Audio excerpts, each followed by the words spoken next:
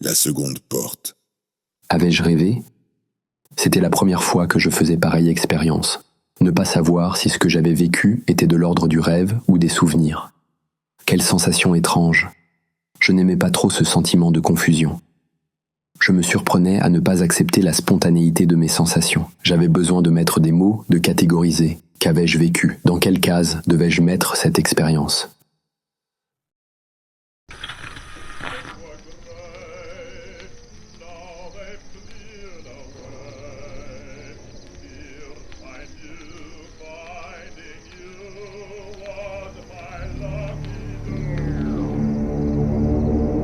Je me revoyais devant cette première porte. Je la regardais s'ouvrir lentement pour te voir. Toi, aussi improbable, aussi, comment dirais-je, irréel.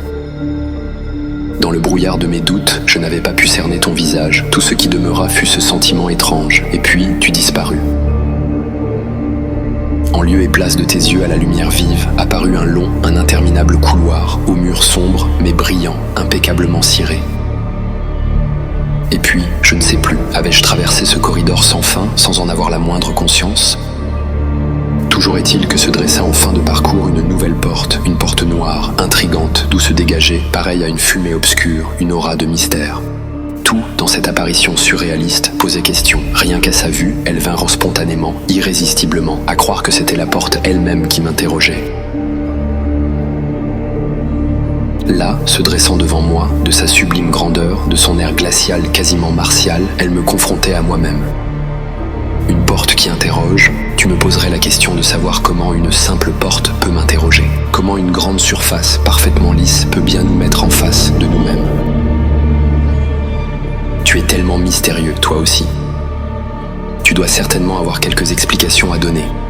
Pour ma part, je n'ai aucune réponse satisfaisante. Quoi qu'il en fût, les questions se bousculèrent à mon réveil, ou plutôt, devrais-je dire, au moment où je revins à moi-même. Les doutes se multiplièrent. Je me souviens vaguement avoir aperçu, gravé sur la porte, une étrange figure représentant des droites en perspective qui s'éloignaient à perte de vue sans jamais vraiment se croiser. Une convergence suggérée et inaccessible.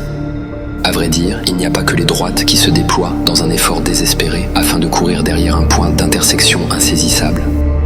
Il y avait dans ton visage, dont je n'avais pas encore perçu les traits, quelque chose d'impossible à cerner. Telle fut la seconde porte. Et avec elle, une question lancinante. Qui es-tu ? Je ne cessais pas de me la reposer, je n'ai plus pensé qu'à cela. Et dans mon obsession, l'image de cette porte ajoutait ses propres interrogations. Es-tu capable, toi, d'atteindre l'inaccessible ? Peux-tu avancer dans un univers où les certitudes se dissolvent dans l'irréalité, l'imaginaire, les rêves et les cauchemars ? Peux-tu, sans tomber, avancer tout en gardant l'équilibre sur une corde raide au-dessus de l'abîme ?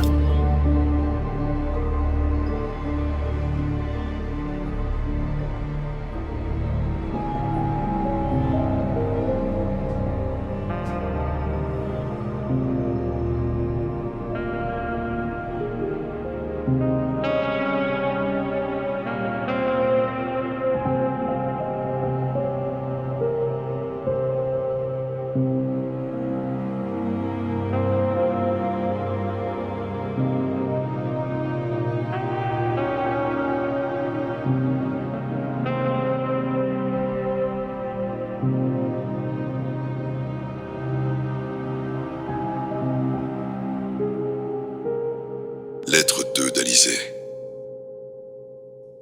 Cher Barthélemy, et oui, ça fait un bout de temps. Tu dois être surpris de me lire, surtout que la dernière fois, ça ne s'était pas très bien terminé. Mais voilà, la vie fait que, parfois, nos chemins doivent se croiser à nouveau. J'ai beaucoup pensé à toi ces derniers temps. Je me suis souvenu de nos grandes discussions. Tu te souviens de notre première rencontre ? Nous prenions tous les jours le train pour Bruxelles, et tous les jours nous regardions le paysage qui défilait devant nous, ces énormes usines complètement délabrées, qui surgissaient à l'horizon, comme des monstres couverts de rouille, qui crachent dans le ciel leur fumée noire. On était horrifiés de les voir se perdre dans les airs et finir dans les chambres des immeubles construits juste en face. Je ne sais plus de quoi nous avions parlé exactement, mais je me souviendrai toujours de ta tête lorsque je m'étais tournée vers toi. Je ne sais plus trop ce que j'avais dit, un truc du genre « Comment peut-on faire des choses pareilles ? Comment peut-on enlaidir la nature alors qu'elle est si belle ?» Nous avions discuté des heures, nous nous étions arrêtés à la gare de Bruxelles Centrale et, au lieu de nous rendre au cours, nous n'avions rien trouvé de mieux à faire que de parler encore et encore. Nous étions partis insouciants en direction de la Grand Place et nous avons joué aux touristes. On aurait dit un vieux couple séparé depuis trop longtemps. Comme si le besoin de tout se dire, de tout se raconter sans perdre la moindre parole était vital. Pourtant, on n'a pas seulement parlé de nous, au fond pas tant que cela d'ailleurs. Environnement, études, famille, goût, philosophie, je t'avais fait part de mon engagement personnel. Tu m'avais trouvé un peu romantique, fleur bleue, limite écolo de chambre. Tu en avais des expressions bizarres. Et c'est ainsi qu'entre nous tout a commencé. Les sorties, nos interminables conversations, nos courriers à éditer sans aucun doute, nos conférences, nos cours en commun, notre travail acharné, tous ces efforts pour avoir le sentiment d'agir pour la bonne cause. Toi, vendant des bics aux couleurs de je ne sais plus quelle ONG, moi criant lors de manifs pour la protection des forêts ou des droits de l'homme. Une chouette époque, et puis voilà, cela a passé tellement vite. Et puis, tout a basculé. Il y a Ismaël. Je sais, aujourd'hui, tu devrais m'en vouloir de t'en parler. Mais je ne peux pas faire autrement. Je sais que depuis ce jour, tout a changé entre nous. Pour lui, comme pour moi, tu étais comme un frère. Et je crois que pour toi, il en était ainsi aussi. Quand je l'ai connu, Ismaël ne correspondait pas à mon idéal de l'homme engagé, mais il avait des convictions et une sensibilité qui me touchaient réellement. Nous avons fait notre vie ensemble assez vite. Nous sommes partis vivre en France, et Ismaël n'a plus été le même. Aurais-je dû m'y attendre ? C'est étrange de te dire cela, mais depuis que je connais Ismaël, je l'ai toujours trouvé un peu comme ces héros de films de gangsters. Il avait l'air d'avoir quitté son village natal pour se perdre dans la grande ville, la tête pleine de rêves. Un peu naïf. Mais tout ce qu'il avait rencontré, c'était la foule indifférente, les tricheurs et les beaux parleurs. Il me disait souvent qu'il s'était perverti dans une vie dissolue, à fréquenter des bandes de petits malfrats, cupides et malhonnêtes, qui ne rêvaient que de sorties en boîte de nuit, de filles faciles, de belles voitures et de vêtements de marque. Il avait désespéré de ses anciens copains, qu'il croyait, comme lui, en quête d'autre chose. Il voulait avoir d'autres conversations que l'argent, les matchs de football ou les automobiles. C'est pour cela qu'il fit le choix de l'université, là où nous l'avions rencontré. C'est là qu'il commença à ouvrir les yeux sur le monde et sur les racines du mal, comme il aimait à me le répéter. Non seulement par sa formation, mais aussi par les gens qu'il y fréquenta, notre groupe, mais aussi ses amis Younus, Jean ou le Cheikh Idriss. Quand je me suis mise avec lui, Ismaël était encore très sociable, ouvert et large d'esprit, mais lorsque nous avons quitté Bruxelles, tout a changé. Ses amis se comptèrent sur les doigts. D'une main, il n'a plus voulu se faire de nouvelles relations, sous prétexte qu'elles ne lui apportaient plus rien. J'avoue que moi-même je m'éloignais de mon ancien activisme. Je suis devenue une femme comme toutes les autres, avec mon petit boulot, c'est un peu cliché. Mais Ismaël a eu beaucoup de mal à trouver de l'emploi, il est donc souvent resté à la maison. Je pense que ça a été un élément déclencheur. Pourquoi est-ce que je te parle de ça ? Pour essayer de comprendre moi aussi ce que Ismaël a vécu et pour donner un sens à ses actes. Quand je vois l'actualité, Barthélemy, tu t'en doutes bien, non ? Je ne sais pas comment me situer, je me sens tellement nulle, si stupide. Et maintenant encore, j'ai peur. Tu le sais, Ismaël est un activiste en son genre, et une fois arrivé en France, il a fini par rejoindre des réseaux très éloignés de nos idées. Ismaël ne comprenait pas mon attachement supposé à mon mode de vie. Oui, j'essayais de faire en sorte de ne pas cautionner le système, comme il disait, mais je n'étais pas vraiment consciente de son problème. Pour lui, la lutte n'était pas une histoire d'écolo, parce que de toute façon, ce n'était qu'une autre version de cette grande hypocrisie démocratique. Pour lui, le grand drame n'était pas là, il était dans notre culture, dans nos âmes. Il me répétait souvent « C'est le même combat, tu dois le comprendre, Alizée. Je cherche simplement quelque chose de plus authentique, de plus fondamental. Tu ne peux pas me dire que tu te poses des questions sans prendre position. Et moi, c'est ce que je veux, prendre position. J'ai vécu Alizée comme toi, endormi. J'avais quelques idées, oui, très vagues. J'avais quelques opinions pas bien claires. Mais j'ai fait mon choix. » Un choix. Quel choix ? Comment pouvait-il dire cela ? Comment pouvait-il dire que j'étais endormie ? Était-ce parce que lui croyait avoir trouvé la solution dans la foi ? En embrassant la religion, il trouverait la solution ? Mais quelle religion ? Quand je t'écris, je ne peux m'empêcher de trembler. Pourquoi a-t-il basculé ? Plusieurs mois après notre installation en France, il ne sortait plus très souvent de la maison. Et lorsqu'il sortait, c'était pour côtoyer des hommes qui me faisaient froid dans le dos, des barbus aux sourcils épais et aux regards sévères, toujours affublés de leurs pantalons courts, de leurs longs vêtements gris, le camis, et de leur chéchia ajourés sur la tête. Il ne se donnait même pas la peine de me les présenter. En leur présence, et même vis-à-vis de moi, son caractère changeait. Ismaël se mettait à adopter des habitudes étranges. Il devenait plus strict, plus sévère, plus jugeant. Il me reprochait mes tenues légères, mes amitiés qu'il disait complètement vides. Il s'était même mis à me tenir des sermons du genre « Ce n'est pas le fait d'une femme digne que se promener comme tu le fais, avec tes vêtements de danseuse. Je ne sais pas ce que je dois penser de toi. Tu sais bien que tout cela, c'est de la connerie. Et tes amies m'énervent, elles n'ont rien d'autre à raconter que leurs histoires d'amour ratées, ou alors des histoires de fesses vulgaires. Elles feraient mieux de se calmer, au lieu de jouer aux putes avec le premier mec qui passe. Elles se retrouveraient peut-être un peu moins seules. Ou encore, lorsqu'il se la jouait, grand frère. J'ai vécu comme toi, Alizé. J'ai été moi aussi dans ces belles écoles. Mais à la différence de toi, le soir, je me retrouvais dans la rue avec des gamins dont les seules valeurs n'étaient que la casse et l'argent.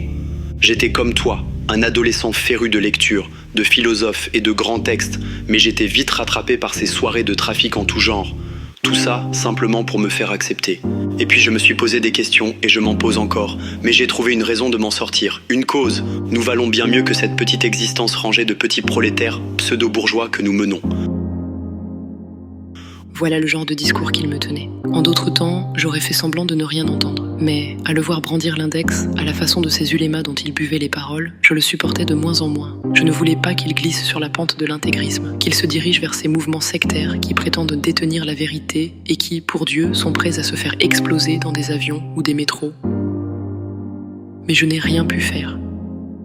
Il était en crise avec notre mode de vie, avec cet univers capitaliste qu'il détestait plus que tout, avec la difficulté d'assumer son identité multiple. Peut-être la religion lui proposait-elle une alternative, une sorte de remède. Peut-être qu'avoir la foi le soutenait-il intérieurement, mais pas comme ça, pas de cette façon-là.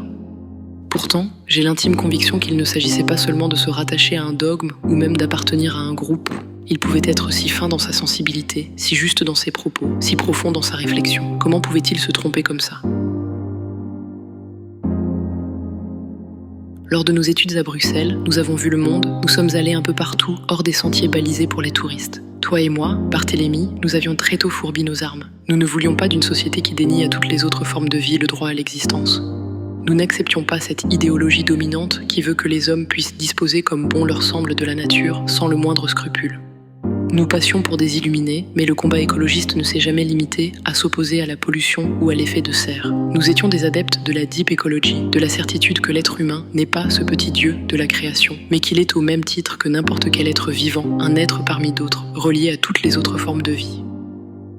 Nous étions pour une conscience globale, pour une solidarité à l'échelle de toute la biosphère. Pour nous, le mal résidait dans l'idée que l'être humain s'arroge tous les droits sur la Terre, qu'il détruise les forêts seulement pour son confort, qu'il massacre les baleines, les éléphants ou les phoques pour son plaisir. Élève des millions de poulets en batterie pour des questions de rendement. Notre lutte était claire. Je pensais qu'Ismaël nous comprenait, qu'il partageait notre combat, qu'il dénonçait comme nous ce système monstrueux qui domine notre planète. Mais en fait, Ismaël pensait à autre chose. Je pensais le connaître. Un soir, je suis rentrée et il avait disparu depuis plus de 2 mois. Je ne t'en avais pas parlé. J'ai retrouvé une lettre avant ce que tu sais. C'est tout ce qu'il m'a laissé. Tu t'en doutes, c'est ce que nous savions si bien faire tous les deux. Une lettre où il parlait de toi et de quelqu'un d'autre. Et puis après, tu sais ce qui s'est passé. Lettre 2 bis d'Ismaël. Cher Alizé, lorsque tu liras cette lettre, je serai déjà loin. Avant tout, je tiens à m'excuser de mon comportement ces derniers mois. Je me rends compte de mes erreurs et je ne voulais pas te faire souffrir. Je veux aussi et surtout m'excuser de te laisser ici, seul, de t'abandonner comme ça, mais il fallait que je parte. Sans doute mes paroles ne pourront-elles pas apaiser ton chagrin, sans doute ne pourront-elles pas rendre compte du malaise qui m'habite, mais je n'ai rien d'autre pour tenter de me faire comprendre. Alors, s'il te plaît, fais-moi une place pour m'entendre. Une lettre est arrivée à la maison, elle t'était adressée. Je l'ai ouverte et je l'ai lue, je sais, je n'aurais pas dû, c'est trop tard maintenant, mais Allah, dans sa grande sagesse, a voulu que cela soit ainsi. C'était une lettre de Barthélemy, tu la trouveras avec la mienne, je te la laisse, elle est à toi, mais si je pars, c'est à cause d'elle. Comprends-moi, ce n'est pas ce que tu crois, ce n'est pas la jalousie, ce n'est pas ça, ça n'a rien à voir. Je ne sais pas trop comment te l'expliquer, je n'ai pas les mots, mais ce que j'ai compris, Alizé, c'est que je ne peux plus rester ainsi, sans rien faire. Barthélemy, que je croyais tellement renfermé sur ses théories, tellement dans son intellect, Barthélemy, lui aussi, a vécu la même chose que moi, et je ne m'en suis même pas rendu compte. Tu sais, il était là, tout mon problème. Être seul à avoir ce genre de pensée, seul à remâcher des drôles d'idées, seul à me dire que je l'avais rencontré et que je ne sais pas. Alizé, Barthélemy a comme moi rencontré un inconnu. C'est comme ça qu'il se fait appeler. Et depuis, beaucoup de choses ne sont plus comme avant. Tu crois que c'est la religion. Tu te trompes. Il n'y a pas que ça. J'ai cherché des réponses. Mais voir que je ne suis plus seul, ça change tout. Je ne peux pas rester comme ça. C'est pour ça que je pars. Pour rien d'autre. Tu m'en voudras. Tu me condamneras. Tout le monde me condamnera, c'est comme ça. Mais si je ne fais rien, ma vie deviendra une supercherie. Ce ne sera pas de ta faute, non. Ce sera moi le seul à blâmer. Il faut bien que je me rende à l'évidence. Je ne peux pas faire comme si je n'étais pas concerné. Je ne sais plus vraiment où j'en suis. Je dois partir. Je dois agir. Tu me diras sûrement me comprendre, mes origines indécises, d'ici et d'ailleurs, comme si je manquais profondément, en moi, d'un socle, d'un sol ferme, où planter mes racines. Peut-être, aucun de nous n'en sortira indemne. Je ne sais pas pourquoi. Enfin, je t'écris ça, mais non, en fait. Il y a bien quelque chose qui nous a tous marqués. Tu te souviens quand nous étions sur les bords de la forêt amazonienne? C'est un souvenir qui ne s'oublie pas. Moi, je revois encore les troncs d'arbres calcinés et décapités. Je revois le sol dur et craquelé, complètement sec, un décor de fin du monde. Nous étions restés choqués, tous les trois, plongés dans le silence. J'ai eu un drôle de sentiment, comme si nous nous étions tous refermés sur nous-mêmes, complètement traumatisés. Et puis après, j'ai eu l'étrange sensation que, malgré le fait que nous ne nous sommes rien dit, eh bien, nous avons entendu la même chose. Je ne te demande pas de me le confirmer, mais j'en ai acquis la certitude. En tout cas, c'est la première fois que je l'ai entendu. Ça venait de loin, comme un appel. Je ne sais plus dire si c'était une voix d'homme ou de femme, mais ça m'était adressé, vraiment personnellement. Je l'entendais prononcer mon nom. C'était entre un cri ou plutôt un chant. Enfin, c'est difficile à expliquer. Parfois même, j'avais l'impression que ça se confondait avec le bruit du vent. Un peu après, comme si mon cerveau devait mettre des mots sur cette expérience étrange, j'eus le souvenir que cette voix me disait quelque chose comme ça. M'entends-tu ? M'entends-tu ? Je suis là, ici dans le sol, dans le ciel, dans les arbres morts et dans les cendres. Je suis en toi, je meurs, je meurs. Ce fut un choc. Je suis sûr que Barthélemy et toi aussi tu l'as entendu. Même si nous n'en avons pas parlé de retour à l'hôtel, on était trop bouleversés. Nous n'avons retrouvé la parole qu'au repas du soir. On n'avait pas mangé grand-chose. Mais le patron de notre petit hôtel est venu avec un vieux. Nous lui avons raconté notre journée et je me souviendrai toujours de ce que le vieux nous avait dit ce soir-là. Ces paroles résonnaient et résonnent encore en moi, comme les paroles d'un vieil Indien blessé que j'ai dû lire dans l'un ou l'autre livre. Lorsque nos ancêtres chassaient le gibier, ils le remerciaient pour avoir donné sa vie. Lorsqu'ils faisaient leur culture, ils remerciaient la terre pour sa générosité. Mais depuis que règne l'argent, l'homme ne voit pas l'arbre blessé. Il ne l'entend pas crier, car pour lui, un arbre, ça ne crie pas. Ce n'est rien, alors il l'abat, il l'arrache jusqu'à ses racines. Pour ses mines, il fait exploser les montagnes. Il n'entend pas la montagne crier. Il ne la voit pas saigner. Pour lui, aucune montagne n'a jamais crié et ne criera jamais. Il brûle les forêts pour cultiver ses champs, ses bananes, ses palmiers. La terre crie, souffre. Mais il ne l'entend pas car pour lui, la terre, ça ne crie pas. Tout ce qu'il voit, c'est lui, son profit, son argent. Il ne respecte rien, il ne voit rien. Partout où il passe, il ne reste que des cendres et le désert. Si nous n'avions pas fait ce voyage, ces propos seraient de rester lettre morte. Je n'aurais jamais eu le sentiment que ce vieil homme nous disait quelque chose de fondamental. Malheureusement, là où je ne t'ai plus suivi, Alizée, c'est dans la manière dont toi et les tiens voyèrent les choses. Tout ce qui semblait préoccuper tes amis, c'était seulement protéger la nature, ou protéger des populations que vous jugiez bonnes des méchants exploitants, alors que ce que disait le vieil homme était plus profond. Cette voix résonne toujours en moi, elle n'en finit pas de m'appeler. D'ailleurs, en rentrant en Belgique, je l'entendais toujours. C'était vraiment bizarre. Dans mon cerveau, tout commençait à rentrer en ébullition. Oui, sans faire de jeu de mots, je voyais cette voix, elle se mêlait aux fumées qui sortaient de la terre brûlée. Je la voyais comme une sorte de brouillard planant partout, sur cette forêt dévastée, mais aussi sur les façades des maisons de notre bled, ou sur les visages tristes des gens. Un moment, j'ai vraiment cru que je perdais la tête.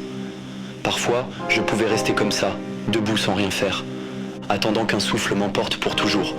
Oui, mon Alizé, j'étais loin. Puis cet appel, je l'ai vu dans les regards de ses frères et ses sœurs, des hommes et des femmes qui souffrent et qui cherchent eux aussi une raison d'espérer, un monde meilleur. Je l'ai vu dans ces images d'enfants sous les bombes, dans ces tonnes de pétrole qui s'écoulaient, sur le sable du désert, sur les poings levés des jeunes à qui on refusait la dignité.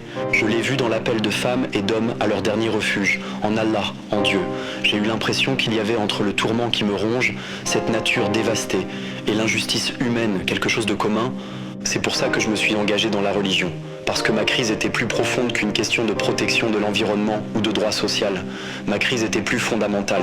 Je me suis rendu compte que c'était une question de vocation, ma vocation. La religion me paraissait être la réponse la plus juste, la plus totale. Au début, tu m'avais compris, du moins je le pensais. Nous allions ensemble voir notre cercle. Tu m'as encouragé à suivre l'enseignement de Cheikh Idriss. Je me suis fait des nouveaux amis, ses frères sont devenus les miens. Nous avons prié, nous avons rendu grâce à Dieu, nous avons aidé les sœurs et les frères. Je me suis senti bien, enfin, en phase avec moi-même. Et toi, tu t'es éloigné. Nous ne nous sommes plus compris, alors que dans le fond de moi-même, j'entendais toujours la voix, encore et encore. Ça devenait obsédant. C'était quelqu'un. Barthélemy l'a connu. Je le sais, mais ça ne m'a pas aidé. Mes angoisses sont revenues. Le même rêve, toutes les nuits, depuis des semaines. Toujours le même décor. Ce soleil rouge sang, ce ciel assombri. Ce soleil qui sombre et les étoiles par milliers, par millions qui tombent dans un immense océan obscur. Qu'Allah, le Très-Haut, nous protège. Que dois-je faire, dis-moi? Pendant des semaines, je ne comprenais pas. Je ne pouvais plus supporter ma famille, mes amis, mes frères de religion, mes voisins, les gens dans la rue, même toi. Tous étaient trop passifs. Personne n'agissait alors que le mal est là. Je savais à présent, c'était clair, et puis c'était bon. Il y a eu cette lettre, la dernière lettre de Barthélemy. Ne sois pas choqué, je t'en prie. C'est la dernière lettre qu'il t'adresse. Mais en la lisant, j'ai compris. Oui, certainement, tu dois me prendre pour un taré. Tu dois te dire que c'est moi passé à la maison sans rien faire, sinon à lire, on finit par m'abattre psychologiquement. Tu vas me traiter de fou devant les juges s'ils me prennent. Tu voudras me faire interner. Et moi, je serai là à gueuler des choses que personne ne comprendra. Mais je m'en fous. Au moins, j'aurai fait ce que je dois faire. Une dernière chose, Alizé, tu ne me pardonneras pas pour ce que je ferai et pour ce que je t'ai fait subir. Et je ne te le demande pas, mais tu sais que je t'aime. Qu'Allah, le très miséricordieux, veille sur toi. Il m'a fallu des jours et des jours pour dire quelque chose. J'avais cette lettre en main. Ils ne me l'ont pas prise, je l'ai cachée. Ils ne l'ont pas trouvée. Ils ne connaissaient pas et ne connaissent toujours pas son existence. Ils m'ont emmené, ils m'ont interrogé. Je ne savais pas quoi dire. Ils m'ont fouillé, ils ont tout retourné. Ils n'ont rien laissé indemne. Ils n'ont pas retrouvé ta lettre. Il ne leur a rien dit. Tu sais, tu imagines bien comme je lui en veux. Tu imagines aussi comme je m'en veux, comme je nous en veux. Il a eu besoin de moi, et j'ai rien compris. Il a eu besoin de nous. Ça me rend folle. Je devrais me laisser aller à la colère, mais je n'y arrive même pas. Parfois je me dis que je devrais le bannir de ma vie, l'oublier, ne plus en parler, ni même en entendre parler. Je n'y arrive pas. Je ne peux pas rester là sans rien faire. Il a besoin de nous, Barthélemy. Nous devons l'aider. Je ne sais pas comment, mais nous ne pouvons pas rester indifférents. S'il en est là, c'est aussi à cause de nous. Je sais que je peux compter sur toi. Je me souviens de ton calme en toute situation, de ta faculté de voir clair, de raisonner qu'important les événements. Je sais à quel point il compte sur ton amitié. Si Ismaël doit parler à cœur ouvert avec quelqu'un, ce ne peut être qu'avec toi.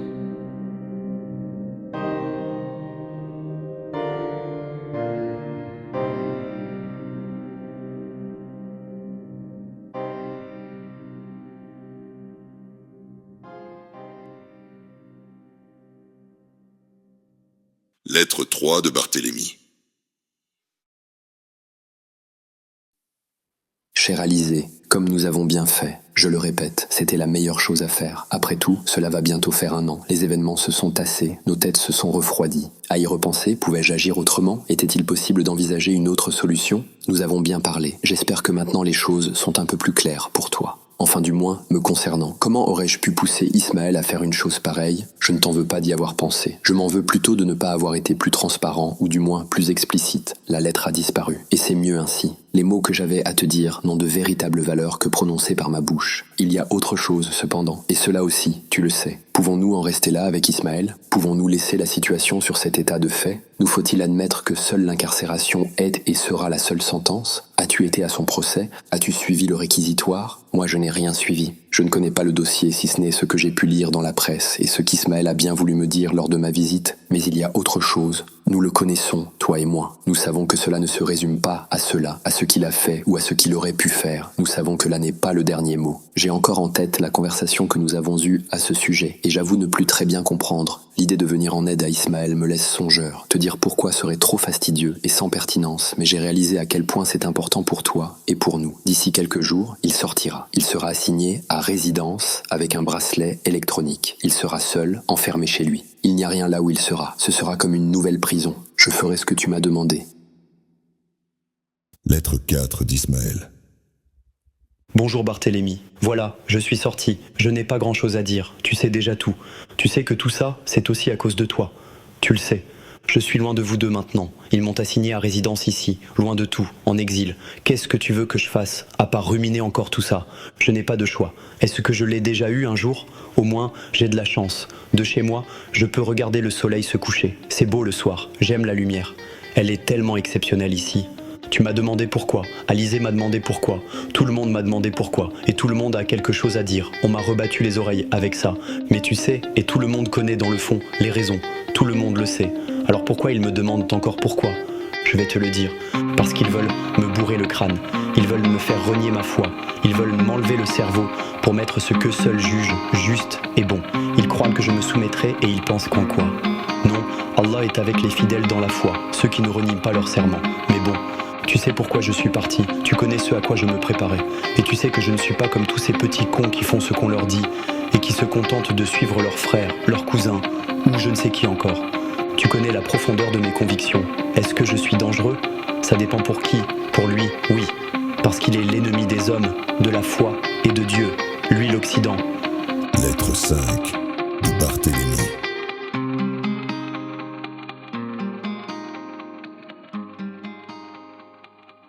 Bonjour Ismaël. Ismaël, je ne t'ai pas répondu tout de suite parce que je ne voyais pas vraiment quoi t'écrire. Que veux-tu que je dise d'ailleurs? Quelle réponse prendrait sens? Pourquoi devrais-je perdre mon temps? N'ont-ils pas dit de toi que tu étais le parfait exemple du fanatique fermé à toute remise en question? Tu as été prêt au pire au nom de tes certitudes. À vrai dire, tous les jours, je me demande pourquoi je t'écris. À quoi cela va-t-il servir? Crois-moi, si je le fais, ce n'est que parce qu'Alizé me l'a demandé. Ce n'est pas au nom de notre amitié passée. Tu l'as trahi, tu m'as trahi. Tu as trahi la confiance que je plaçais en toi. Tu as trahi ceux que tu prétends défendre, tous tes frères de religion, comme tu le dis. Ils meurent tous les jours à cause de gens comme toi, sous les balles et les bombes de fanatiques dans ton genre. Pourquoi? Dis-moi. Apporte-moi une bonne raison pour laquelle je devrais t'écrire. Pour dire quoi, si ce n'est déverser toute mon amertume et ma colère? Non, décidément, c'était une très mauvaise idée. Totalement absurde. Je ne sais pas pourquoi Alizé m'a demandé ça. Je ne sais pas ce qu'elle attendait exactement. En attendant, je ne te laisserai que la solitude. Nous n'avions pas besoin de cela. Lettre 6 de Barthélemy. Ismaël, Alizé m'a reparlé. Elle m'a dit pour eux et nous avons relu ton courrier. Les mois ont déjà passé depuis ma dernière lettre. Je n'ai pas pu reprendre la plume plus tôt. Comment d'ailleurs? Comment l'aurais-je pu? Je ne retire rien de ce que j'ai dit. Mais nous devons surmonter cela. Nous le ferons. Il le faut. Le temps pour toi est suspendu. C'est le moment.